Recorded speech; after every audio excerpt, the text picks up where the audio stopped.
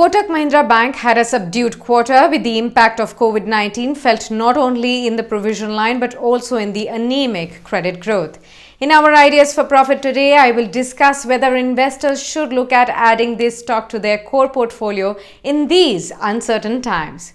Well, the core performance was steady with pre-provision profit growth of 19%, driven by a supportive net interest income growth as well in Q4. Now, despite the weakness in advances, the steady improvement in interest margin riding on the lower cost of funds saved the day this time for Kotak Mahindra Bank. However, much of the sheen was really taken away by the higher provision this time. Out of the total provision of 1,047 crore rupees, close to 650 crore rupees was on account of COVID-19. Now, the group's financials were also tad subdued. In addition to the bank, weakness was seen in the vehicle finance business, NBFC, investment banking, as well as the international subsidiaries of the group. Now, in terms of asset quality, while the reported headline gross NPA and the net NPA at 2.25% and 0.71% respectively do not raise alarm at this juncture, the slippage in the quarter, if the bank had not availed the moratorium, would have been 1151 crore rupees, tad higher than the previous quarter itself. In fact, 26% of the loans by value has availed of the moratorium, and the bank has exposure to unsecured credit cards, personal loans that all remain vulnerable. In addition, it has also exposure to real estate sector, which is close to 4% of the total exposure. Given the elevated stress in the several pockets that it has exposure in, the provision requirement may be higher going forward as well. As of now, the bank has a decent provision cover of about 69%. In view of the challenging economic environment, the bank has been quite cautious about growing its book and also seeing incremental traction in just a handful of pockets right now.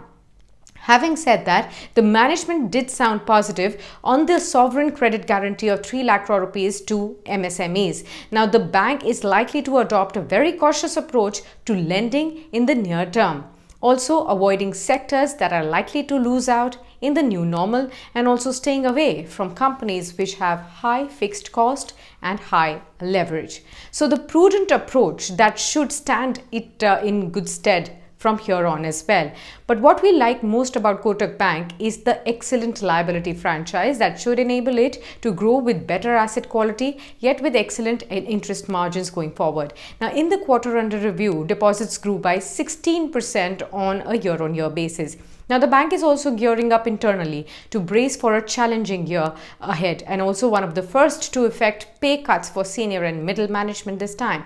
Now, the other factor that stands out for Kotak Bank is its healthy capital adequacy ratio at 17.89%. It is also planning to raise equity this time. Now, the stock, since the start of the pandemic-led correction in the broader markets per se, has already fallen 32% from its 52-week high levels.